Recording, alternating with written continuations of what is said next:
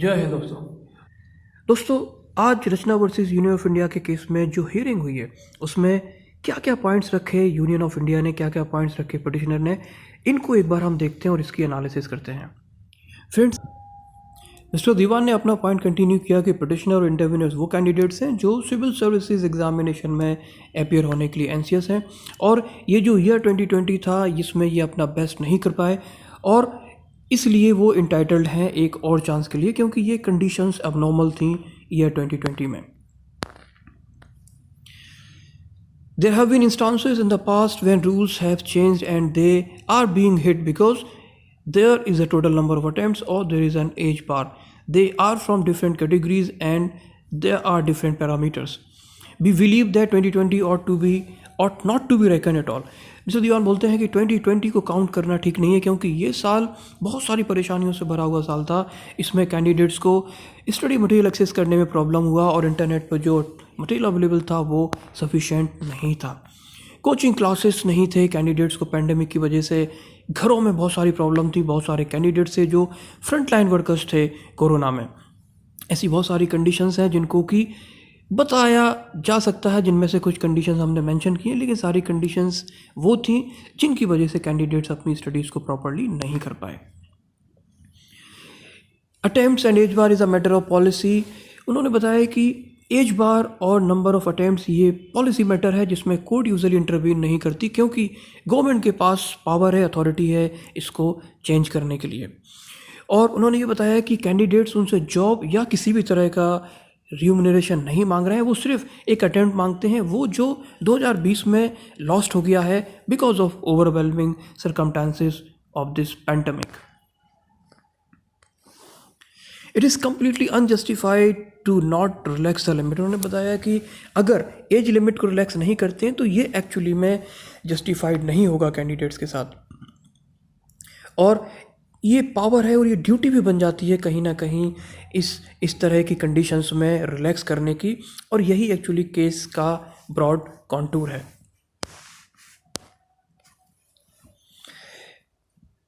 Libraries और study material properly available नहीं था कैंडिडेट्स के लिए क्योंकि कोचिंग इंस्टीट्यूट्स और लाइब्रेरीज एक्सेसिबल नहीं थे लॉकडाउन के चलते या जिस तरह की कंडीशंस थी कोविड पैंडेमिक में, और इसमें कैंडिडेट्स को प्रॉपर्ली स्टडी करने के लिए जो मटेरियल चाहिए था वो एक्सेस नहीं कर पाने से उनको प्रॉब्लम हुआ। साथ ही साथ जो मटेरियल इंटरनेट पे अवेलेबल था वो प्रॉपर्ली स्ट्रक्चर्ड नहीं था, प्रॉपर्ली इंडेक्स्ड नहीं था।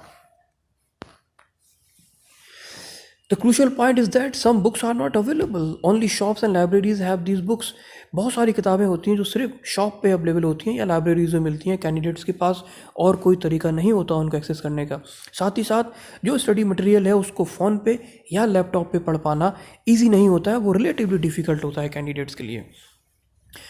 बहुत सारी these are problems which may be faced by candidates who are giving the exam for the first time. Bench ने बोला कि नेचुरली ये वो प्रॉब्लम्स हैं सबसे ज़्यादा उन कैंडिडेट्स ने फेस की होंगी जो फर्स्ट टाइम एग्ज़ाम दे रहे होंगे।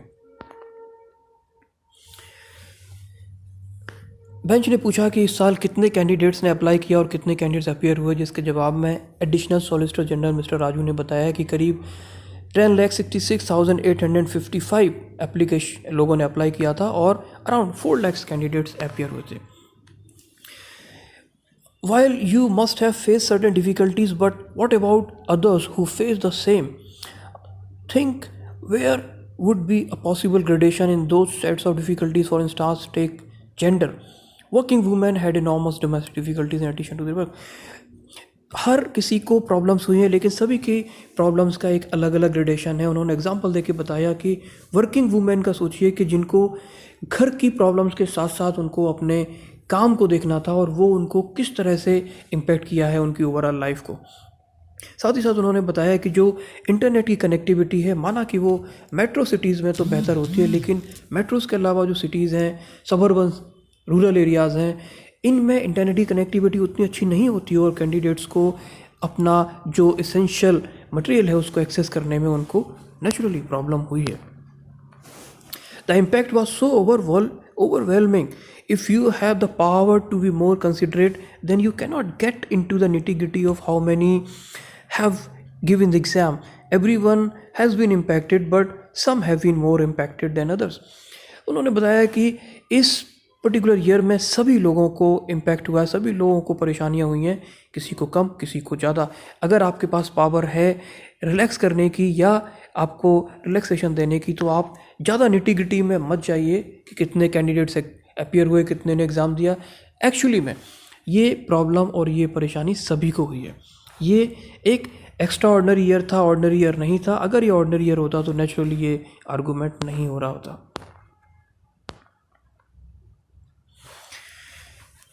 उन्होंने बताया कि एक्स्ट्रा अटेम्प्ट की जो प्ली है पिटिशनर की, ये बिल्कुल जस्टिफाइड है, बोनाफाइड है, और रिस्पोंडेंट यानी यूनियन ऑफ इंडिया को जो उनकी पब्लिक ड्यूटी बनती है कि पिटिशनर को एक फेयर चांस दें। साथ ही साथ दीवान ने ये बताया कि now making submission of upper age limit and presents a trajectory on how the limit has changed over the years. उन्होंने बताया कि अपर एज लिमिट इससे पहले भी रिलैक्स हुई है, और उन्होंने इसका ट्रैक रिकॉर्ड, इसका रिकॉर्ड उन्होंने बताया इससे पहले कितनी बार इस तरह से एज को रिलैक्स किया गया है। दीवान बोलते हैं कि if I may just sum up, I want to draw attention to the reply affidavit to the contour on behalf of union government. It's an affidavit by mister Udaybhan Singh. There might have been movement when the exam was conducted, but giving an exam is different from the preparation of the fact, and that preparation period needs to be seen. उन्होंने बताया कि exam देने और exam की preparation करने में difference है, और एग्जामिनेशन का जो प्रिपरेशन का पीरियड था उसको देखने की ज़रूरत है, क्योंकि वो सबसे ज़्यादा अफेक्ट हुआ, क्योंकि वो मैक्सिमम पीरियड लॉकडाउन और कोविड पैंडमिक से अफेक्टेड था। I agree with the union's affidavit, but I want to press on the issue of differential impact. I mean, the impact might have been uniform, but the consequences on different people would have been different.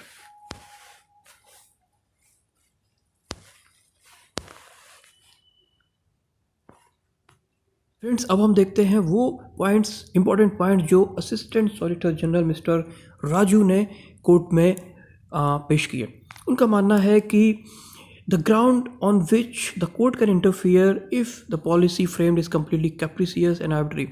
पहला तो उनका मानना था कि जो policy matters हैं उसमें court interfere ना करे। कोर्ट इंटरफियर सिर्फ तब कर सकती है जब कोई भी पॉलिसी प्रॉपरली फ्रेम ना हो या वो आर्बिट्री बाय नेचर हो।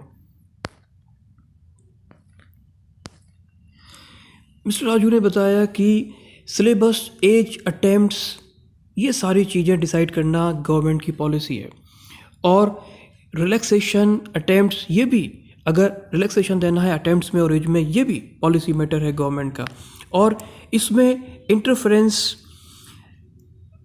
Can happen if the decision is non informed. उनका मानना है कि इसमें इंटरफेरेंस या कोर्ट का इंटरवेंशन तब होना ठीक था जब ये सारी इन्फॉर्मेशन जिसमें सिलेबस, एज, अटेम्प्ट्स इन्वॉल्व हैं, ये कैंडिडेट्स को टाइमली नहीं बताई जाती, तब कोर्ट का इंटरवेंशन होना बनता था। लेकिन ये सारी इन्फॉर्मेशन कैंडिडेट्स को पहले से पता थी कि उनको कितने अटेम्प्ट्स मिलने हैं, कितना एज है, सिलेबस क्या है, तब उसके जानने के बाद इंटरवेंशन नहीं बनता। Our submission is that writ petition are completely premature. Mister Raju मानते हैं कि जो पिटिशन है ये प्रीमेच्योर है, इसमें प्रॉपरली फैक्ट्स को कंसीडर नहीं किया गया है। बेंच ने इसमें इंटरवीन किया और बोला कि your registering policy to draw from outside source and not appear through exam, we want to examine that part also, we want to consider the whole picture. Bench ने ये पूछा कि एक तो यूपीएससी का प्रॉपर रिक्रूटमेंट करने का process होता है, दूसरा उनकी लेटरल एंट्रीज़ भी होती है, तो लेटरल एंट्रीज़ का क्या प्रोसेस है, उसमें एज का क्या पैरामीटर है, वो कोर्ट जानना चाह रही थी।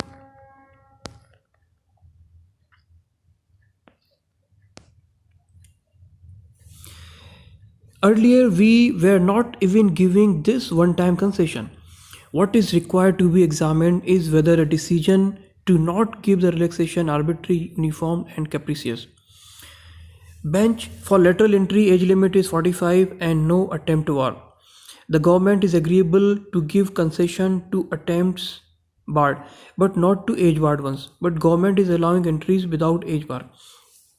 बेंच ने ये क्रॉस क्वेश्चन किया कि जो लेटरल एंट्रीज होती हैं इसकी एज लिमिट 45 है और उसमें अटेम्प्ट्स पे कोई लिमिट नहीं है। The government is agreeable to give concession to attempts barred but not to age barred ones. But government is allowing entries without age bar. Bench ने फर्दर पूछा कि गवर्नमेंट अटेम्प्ट्स देने के लिए तैयार है लेकिन एज का रिलैक्सेशन वो नहीं देना चाहती, जबकि लेटरल एंट्रीज की अगर बात करें तो गवर्नमेंट वहाँ पे एंट्रीज अलाउ कर रही है और वहाँ पे एज बार नहीं है.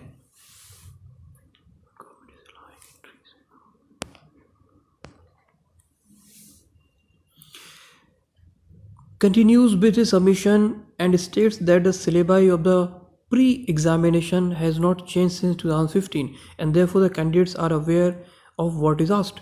Mr. राजू बोलते हैं कि 2015 से सिलेबस चेंज नहीं हुआ है, तो सारे कैंडिडेट्स इस बात से अवेयर हैं कि सिलेबस क्या है, क्या उनसे क्वेश्चंस पूछा जा सकता है.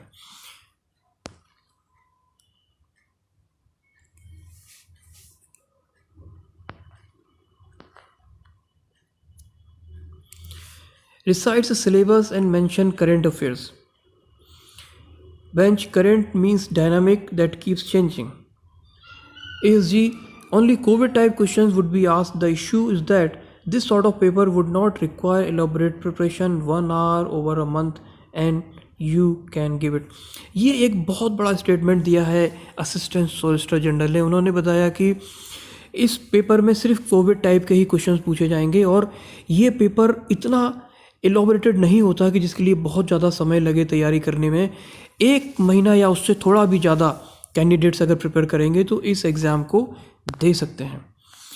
Educational qualification is basic graduate. Also 1 paper is only qualifying paper. उन्होंने बोला कि इसका बेसिक क्वालिफिकेशन ग्रेजुएशन है और इसमें क्वालिफाइंग पेपर सिर्फ एक ही होता है.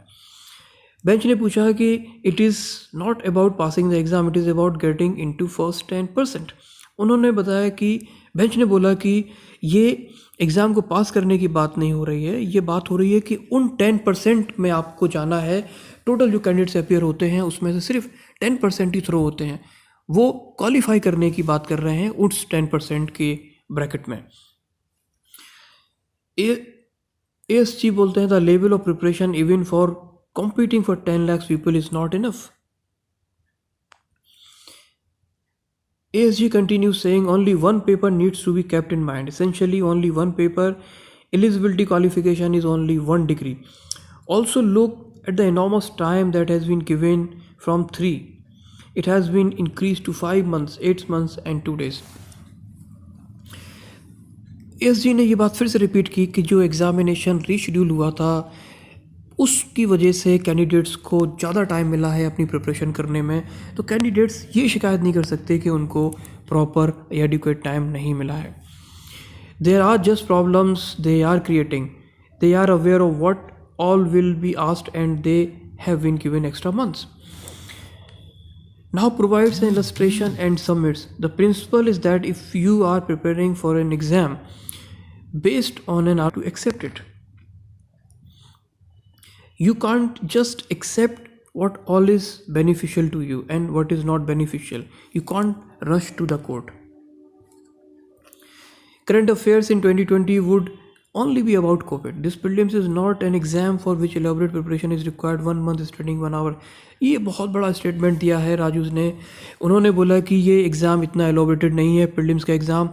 इसको 1 महीना तैयारी करने का टाइम मिल जाए जिसमें कि हर दिन अगर 1 घंटा भी पढ़ा जाए तो वो भी सफिशिएंट होगा इस एग्ज़ाम को क्लियर करने के लिए. ASG makes submission on how the hardship is uniform and that doesn't discriminate. Every candidate can therefore claim an extra chance. This will create an endless cycle. उन्होंने इस बात को फिर से रिपीट किया कि अगर एक्स्ट्रा अटैम्प्ट की बात होती है, रिलैक्सेशन की बात होती है तो सारे कैंडिडेट इसको क्लेम कर सकते हैं. वो जिनका लास्ट अटैम्प्ट था, वो जिनका लास्ट अटैम्प्ट नहीं था, वो भी इसको क्लेम करेंगे और ये कम्प्लीटली कैस्केडिंग इफेक्ट में कन्वर्ट हो जाएगा. बेंच ने इंटरवीन करके बोला कि you decide it unconditionally that it will apply to these persons. Justice सोगी ने बोला you can't expect the concession to be recorded to be conditional. और जस्टिस खानविकर ने बोला that note was drafted by lawyers. ASG continues on basis of generality this cannot be decided. I would understand if this was their first attempt. This is their fifth or sixth attempt. We had also given an option to change center in July because of COVID. All difficulty mitigating steps were taken. No decision can be passed without hearing the candidates appearing for 2020 exam as they will have to face competition. इन दोनों point से ASG ये बोलना चाहते हैं कि वो candidate जिनका fifth और सिक्स अटेम्प्ट था, उनको बहुत सारे कैंडिडेट थे जिनका ये फिफ्थ और सिक्स अटेम्प्ट था और इन सारे कैंडिडेट्स को अपना सेंटर चेंज करने का एक चांस दिया गया था। साथ ही साथ उन्होंने ये भी बोला कि वो कैंडिडेट जो 2021 एग्ज़ाम में अपियर हो रहे हैं, जिनका लास्ट अटेम्प्ट 2020 में नहीं था, उनको भी इसमें डिसीजन मेकिंग में लेना होगा क्योंकि उनके साथ ये डिफरेंशियल ट्रीटमेंट हो सकता है।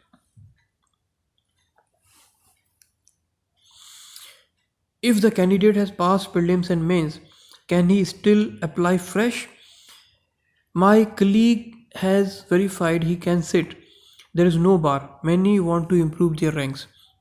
बेंच ने पूछा कि वो कैंडिडेट जो अपना फाइनल एग्ज़ाम क्लियर कर लेते हैं, क्या वो एक बार फिर से अपियर हो सकते हैं? इसमें एसजी ने बताया कि यस, दे कैन अपियर। कई बार कैंडिडेट बैठते हैं अपनी रैंक्स को इम्प्रूव करने के लिए। तो जैसा कि आप देख सकते हैं कि यूनियन ऑफ इंडिया ने अपने लगभग वही पॉइंट्स रिपीट किए हैं। कहीं ना कहीं वो ये मानते हैं कि कैंडिडेट्स को अगर उन्होंने सेंटर चेंज करने का मौका दिया, एग्ज़ाम को रीशेड्यूल कर दिया, उन्होंने सेंटर पे सारे मेजर्स लिए हैं कोविड पेंडेमिक से रिलेटेड, तो कैंडिडेट्स को ऐसा कोई प्रॉब्लम नहीं हुई। और आज एक बहुत ही बड़ा स्टेटमेंट मिस्टर राजू ने दिया कि प्रीलिम्स का एग्ज़ाम 1 महीने की तैयारी में कंप्लीट हो सकता है। अगर 1 महीने आदमी सिर्फ 1-1 घंटे की तैयारी करता है तो भी इस एग्ज़ाम को क्लियर कर सकता है। इससे ये बात तो क्लियर हो जाती है दोस्तों कि यूनियन ऑफ इंडिया कहीं से भी नहीं मानता कि कैंडिडेट्स को इस कोविड पेंडेमिक में प्रिपरेशन करने में किसी भी तरह की परेशानी हुई है। दोस्तों, कैंडिडेट्स के फेवर की बात यह है कि ऑनरेबल सुप्रीम कोर्ट ने जिस तरह से अपनी क्वेरीज़ को रेज़ किया, जिस तरह से अपनी क्वेरीज़ को रखा, उससे कहीं ना कहीं ये लगता है कि वो कैंडिडेट्स की इस सफरिंग को अच्छी तरह से समझ रहे हैं और उन्होंने बार बार इस बात पे एम्फेसाइज़ किया कि क्यों एज का रिलैक्सेशन नहीं दिया सकता है। दोस्तों, हम उम्मीद करते हैं कि ऑनरेबल सुप्रीम कोर्ट ने जो जजमेंट को रिजर्व कर लिया है वो जजमेंट कैंडिडेट्स के फेवर में देंगे और कैंडिडेट्स की जो सफरिंग हुई है उनको एक और मौका मिलेगा अपने ड्रीम्स को रियलाइज़ करने के लिए। दोस्तों, जुड़े रहिए हमारे साथ। I wishing you very very best of luck for all of your endeavours. Stay safe, stay healthy and do take good care of yourself. जय हिंद दोस्तों।